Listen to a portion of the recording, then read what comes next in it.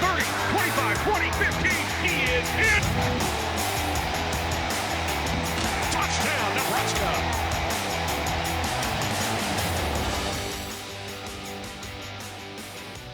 Welcome to this week's show. On Saturday, the Huskers traveled to Ann Arbor to take on the third-ranked Michigan Wolverines. Your first trip to the Big House, and you played a pretty good football team. Oh, yes, it was a solid football team, a well-coached football team, a team that didn't make many mistakes, and it was a physical football team and a very talented football team. We're going to get to the action of the Huskers matchup against the Wolverines, two of college football's all iconic programs matched up on a Saturday in Ann Arbor. We'll get to the first half action next. Welcome back to the Bank of the West Husker Football Show. Nebraska on Saturday took on third-ranked Michigan at the Big House. Snow falling at the start of the game. It did quit in the end of the first half. You get the ball to start the game and really put together a pretty good drive. Yeah, it's a good go route by Marcus. Marcus, you know, I thought we were running by these kids. I thought we did a good job on our side running by. We just couldn't get the ball out there.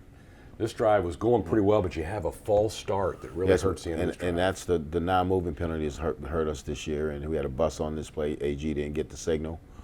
And, you know, that's when you don't get the signal, that's what happens. So you have to punt, and then Michigan does what Michigan does, a 12-play, 80-yard drive here. Yeah, and he was inside leverage on this, Buford was, and you know, you feel like when he gives you the nod, you got to jump back out, and they march down. They're a very physical team up front. They were 12, 13, 14 personnel just running right at you. Made him work for that drive, though, 12 plays. Yeah. You get the football back and not able to get much happen. No, not enough movement up front. We try to play action pass right here, and you know, the throws outside, though, we call double goes, is to throw it outside. So Michigan gets the football back, and they're not able to move it. In fact, you get a sack coming up here. Garrett Nelson plays so hard for him. He plays so hard. He's been playing so hard this whole entire year. He's been playing his butt off. That was his fifth sack of the season, and that kind of stopped that drive. So you got a 3 and out. Your defense probably feeling pretty good. Yes, defense I thought played solid for the most part. So you get the football back, and we got a chance to see Gabe Irvin for the first time in a while. Gabe has had that turf toe. Turf toe, and that turf toe really bugs him a lot. It's a good play right here with the defense, getting off the field. So here's a run from Gabe in this game. And Gabe, you know, Gabe's a big back. You know, we wanted Gabe to knock a hole in it. Like you said, we wouldn't get much daylight in there, but he had to knock a hole in it. Incomplete pass here to Trey. Yeah, Trey, yeah. And I want Trey to keep running, and catch that ball and step out of bounds. They really tested your secondary, and your secondary did pretty well. Yes, I thought they played well. I thought Malcolm and Q played well on the outside. So did Buford at safety and Giff at safety. Right here. Good job. Knock it away. Caleb Tanner playing hard for you. Playing hard. He's playing really hard. So you get the ball back, and this drive starts with another pre-snap penalty. Yes, and we were trying to go on silent count, but it wasn't loud enough to go on a silent count. It's a good job right here by Logan. That's Chubba. Not Chubba. Chubba, okay. That's Chubba. Yeah, Chubba. Almost got the first down for you. Mm-hmm. So they get the ball back, and another long drive for them, 6 plays, 66 yards. Yes. Their running back is good, but the longest run he had all day was 12 yards. Yes, I thought we contained him, but they brought 2 or 3 of them in, but they do a really good job with their tight ends. And then here, kind of a bust in coverage here as it gets open. You know, Giff's got his eyes in the A and B gap, and he's got to also try to locate that receiver. It's hard. That's a tough one. We knew it was tough. Now, Coach, this is a pretty good drive. Chubba does a nice job. Chubba does a really good job getting down. Finds Alante here on this pass play. And he said, like I said, I thought Chubba was playing with more poise. Alante right now just selling out, trying to get it. You know, trying to make the play. So a low snap here. Logan has come in the game because Chubba gets hurt. Yeah, Chubba has a high ankle sprain, so. And Timmy didn't. I don't think he hit this very well, but he got it over. No, but he got it over there. You know, he didn't hit it very well. So you get points. Now they have 4 minutes to go in the half, and they're able to bleed the clock here to end the half. Yes, and that's what they do in this conference. They're going to bleed the clock, take it down, and kick a field goal late. They get the field goal with 1 second left on the clock here, but your defense holds them out of the end zone. Yes, didn't give up a touchdown. They gave up 3 though. So a 17-3 game, Michigan with a lead at the half. When we come back, we'll check out the action from the second half. It's coming up next. Welcome back, Bank of the West Husker Football Show. So 17-3 the score at the half. Huskers down. Michigan gets the ball to start the second half at the Big House. We've got a play coming up here from Ernest Hausman. This kid's starting to really play. He's coming along. I told him at halftime, I just really like the way he's playing right now.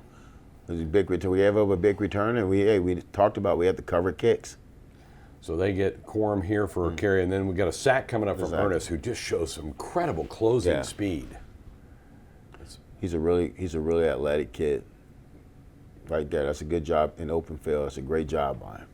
He's going to be a really good player. So you get the ball back, you stop them on the opening drive of the game, and try to get AG going here a little bit. Yeah, we try to get AG going. Like I told AG, when you don't see much daylight, you got to knock a dent it. You got to knock a dent in it, and he tried right there. Got to make sure we give the ball to the referee. We talked to him about that. 3rd and 8 here, and then a pass, and hit right when he gets there. It's going to be bang bang. You got to understand that. It's going to be a bang bang. So Michigan gets the ball back, and they go heavy dose of Blake Corum. 28 carries, 163, but the longest carry he had all day was 12 yards. Yeah, I thought they contained him for the most part. But they're able to find the end zone here on a McCarthy run around the edge. And I think it's right there. There's a hold on the gift right there, but you got to get off the blocks. So Michigan now up 24-3 at this point in the game. Tommy Hill, boy, he's just dying to get a big kick return for you. Yeah, he's trying.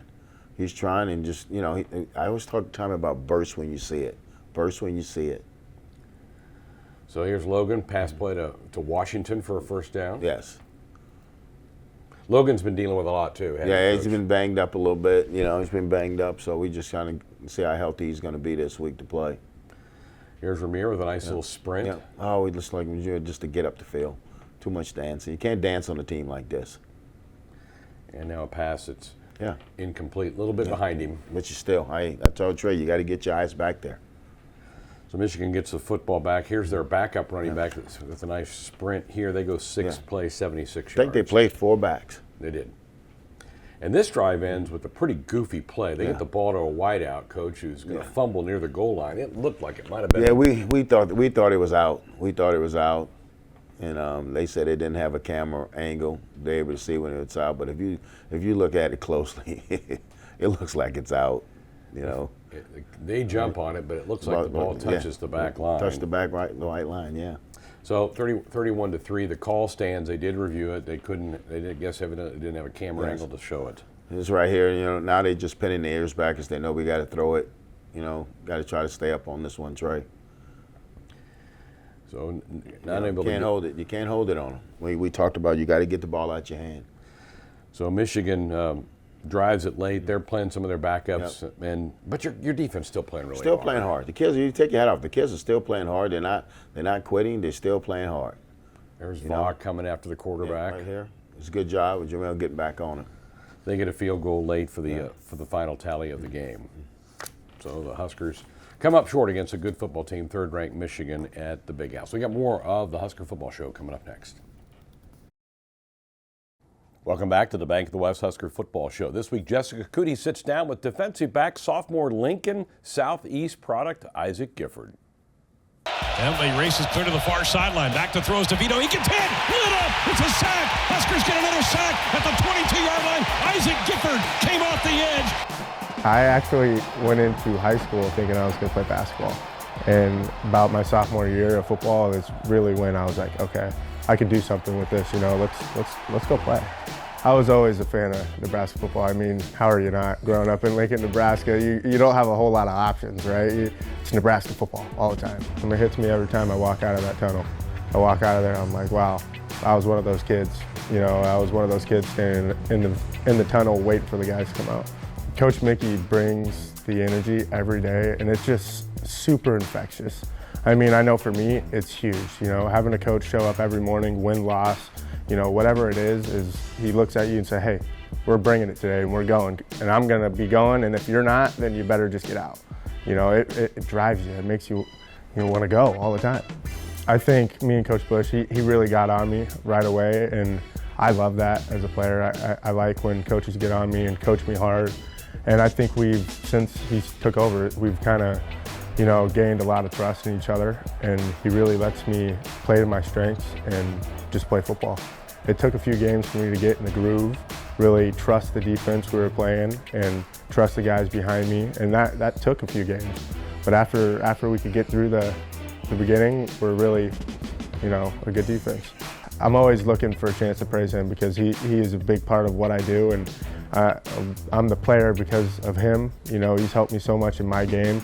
I credit a lot to him.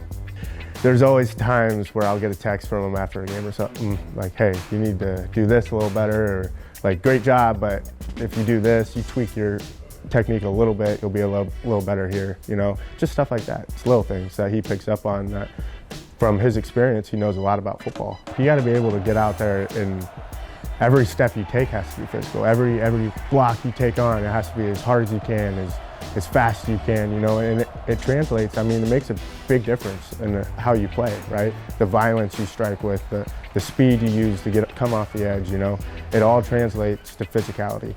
I wouldn't want to go through it with any other team. You know, these are my guys I'm best friends with.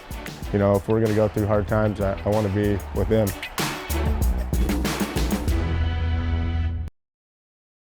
Welcome back to the Bank of the West Husker Football Show. University of Nebraska-Lincoln is a land-grant institution, a proud history with agriculture in this state, and so many of our farmer and rancher friends are big advocates of the University of Nebraska and their sports teams. One local farmer helps out the Huskers feed the athletes with his watermelons. Hi, my name's Greg Helt. I'm with Helt Produce at Ashland, Nebraska. We've been raising watermelons here at Ashland for around 35 years. We work with the University of Nebraska with Dave Ellis, try to help out the kids down there playing football and doing other sports. We hope they enjoy our watermelons. Our water fruits like watermelon are perfectly matched for kids that are out working in the heat, and helps replenish their bodies for what they need. One of the things that really helps us here in the Midwest, where we're shipping most of our melons pretty close, all within a few hour ride or maybe even a half a day to where they're going to the distribution centers. We can pick a watermelon when it's what we call dead red, where if you're in the wintertime, they're picking in Mexico or South Texas or South Florida, they have to pick those at about 3/4 ripe in order for them to make the transit from so many miles. So once you cut that off that vine, the sugar quits. You can make it turn more red, but it just doesn't have the flavor, it doesn't have the sugar. So we're able to harvest at what we call dead red, fully mature.